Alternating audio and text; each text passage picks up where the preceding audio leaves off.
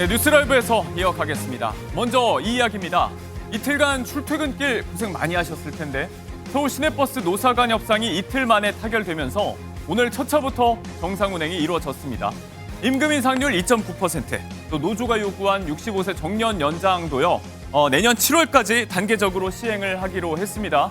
이에 따라 지하철 같은 대체 교통수단도 평시대로 이제 운영이 되고요. 자치구 셔틀버스 운행도 종료됐습니다. 참고를 하시면 좋겠습니다. 서울 시내버스 파업 종료 이야기해봤고요. 이어서 사형이 구형된 윤석열 전 대통령의 재판 얘기입니다. 30년 전 같은 법정에서 역시 내란 수괴 혐의로 사형 구형이 나왔던 피고인이 있죠. 이제 결심 공판에서도 계속 나왔던 그 이름입니다. 또한 노태우 세력의 내란을 단죄하였음에도 불구하고 향후 비상계엄을 수단으로 한 친일 쿠데타에 의한 헌정질서 파괴 시도가 다시 반복될 위험성이 적지 않다는 것을 알 수 있게 합니다. 따라서 이번 재판을 통해 공직 엘리트들이 자행한 헌법 질서 파괴 행위를 전두환 노태우 세력에 의한 단죄보다 더 엄정하게 단죄함으로써 대한민국이 형사사법 시스템을 통해 스스로 헌정 질서를 수호할 수 있음을 보여주어야 할 것입니다. 경찰이나 군이요, 나하고 뭐 내가 옛날 무슨 하나대도 아니고 이 내란몰이 세력들은 이런 몇 시간 계엄, 이런 대국민 메시지 계엄을 친위 쿠데타라고 합니다. 친위 쿠데타를 이렇게 하는 거 보셨습니까? 여러분들 그 신군부가 하는 그거 뭐 영화 보셨죠? 거기서 이런 식으로 합니까? 이런 바보가 어떻게 친위 쿠데타를 합니까? 친위 쿠데타 할 정도 되면은 눈치가 빨라야죠. 내가 하나회냐? 신군부가 하는 그거 영화 더 엄정하게 단죄해야 한다. 헌정사상 사형을 구형받은 그리고 선고까지 받은 첫 전직 대통령이죠. 전두환 전 대통령 얘기였습니다. 여기에 내가 전두환에게 사형 구형한 윤석열이다 라고 했었던 일화가 다시금 조명을 받고 있는 건데요. 물론 이 실제 재판이 아니라 법대 2학년 시절에 5.18 민주화 운동 직전인 80년 5월 8일에 교내 모의 재판에서 했다는 겁니다. 당시에 검사 역할하면서 구형하고 판사로서 무기징역도 선고하고 했었는데 틈날 때마다 이 일을 언급해왔습니다. 대선 전에 외연 확장, 또 본인의 과거사 인식 논란에 방어하기 위한 무기로 쓰였다는 평가도 있었습니다.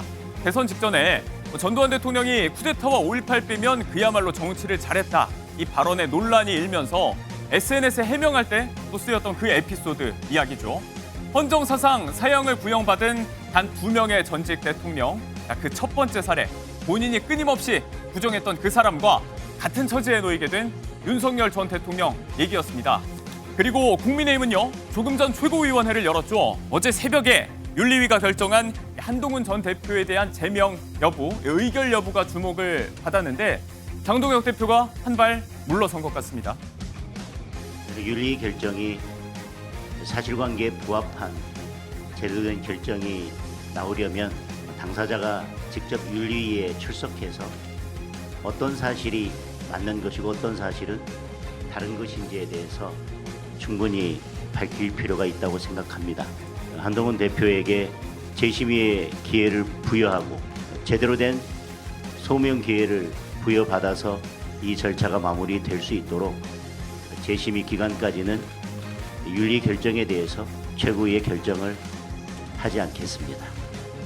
어제 새벽에 이 소식이 전해지고 나서 당내 소장파 일부 중진들을 중심으로 제명 철회 신중 검토의 목소리가 높았죠.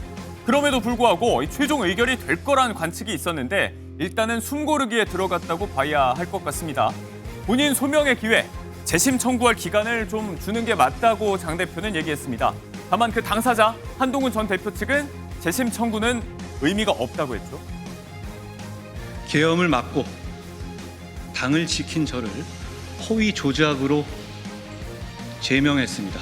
헌법과 민주주의를 파괴하는 또 다른 계엄이 선포된 것입니다. 윤리위의 결정은 이미 결론을 정해놓고 끼워 맞춘 요식행위 같은 것이었죠. 그러니까 이미 답은 정해놓은 상태 아니겠습니까? 재심을 신청할 생각은 없습니다. 대신에 가처분 신청 등 법적 대응을 시사한 한 전 대표 측인데 그러기 전에서 당 안에서 해결해야 한다는 목소리가 많았습니다. 지도부도 그렇지만 한 전 대표도 당원들이 납득할 만한 해명을 해야 한다는 이야기들을 하고 있죠. 11시 의원총회가 아마 지금 시작이 됐을 텐데 관련해서 어떤 이야기가 오갈지 경론이 예상되고 있습니다. 그리고 그보다 조금 전 9시 김경 서울시 의원이 귀국 후 두 번째 경찰 조사차 출석했습니다. 강선호 의원에게 공천원금 1억 원을 전달한 혐의죠. 국민 여러분께 신뢰 부탁드려서 정말 죄송합니다. 오늘 들어가서 모든 것 사실대로 말씀드릴 거고요. 그리고 성실하게 수사에 임하겠습니다. 당시 강선호 의원에게 직접 1억 원 전달하신 건 맞습니까? 공 건네질 때 강선호 의원도 같이 있었습니까? 오늘 아침 출석 모습 보셨습니다. 이렇게 다른 질문에는 묵묵부답이었는데 이 의혹과 관련해서 가장 큰 의문은 앞서 김 시 의원이 미국에서 경찰에 냈다는 이 자술서에 있습니다. 1억 원을 건넬 때 현장에 강선호 의원이 있었고 또 강 의원에게 직접 줬다라는 부분입니다. 돈을 보좌관이 받았고 보고받기 전까지 자기는 몰랐다는 강 의원의 기존 주장과 가장 크게 엇갈리는 대목이죠. 이 부분에 대한 경찰의 집중 추궁이 있을 것으로 보입니다. 경찰은 이르면 이번 주에 강 의원도 소환해서 조사할 방침인 것으로 알려졌습니다. 훈훈한 소식도 하나 전해볼까요? 연예계로 가보겠습니다. 배우 조정석, 가수 거미 부부가 어제 둘째 딸을 출산했다고 합니다.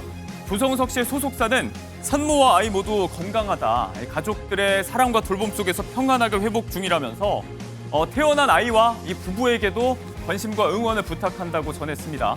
지난 2018년 결혼한 두 사람은 2년 만에 얻은 첫 딸을 슬하에 두고 있었죠. 이제 두 딸의 부모가 됐습니다. 활발한 활동으로 큰 사랑을 받아왔던 두 사람인데 축하의 메시지도 이어지고 있는 얘기입니다. 자, 그리고 이 데뷔 초부터 신세계 정유경 회장의 장녀로 화제를 모았던 인물이죠. 혼성그룹 올데이 프로젝트의 멤버 애니 씨가 학업으로 돌아간다고 밝혔습니다. 팬 플랫폼을 통해서 이 같은 소식을 알렸는데요. 현재 미국 컬럼비아대에서 미술사학 등을 전공 중인데 복학을 더 미룰 수가 없다. 다만 이제 졸업까지 딱 한 학기 남았기 때문에 석 달 반이면 끝내고 돌아온다. 기다려달라고 팬들에게 전했습니다. 데뷔 전 어머니 정 회장을 비롯한 가족의 반대를 무릅쓰고 가수가 된 사연으로 화제가 되기도 했었죠. 사실 가수를 진짜 하고 싶다.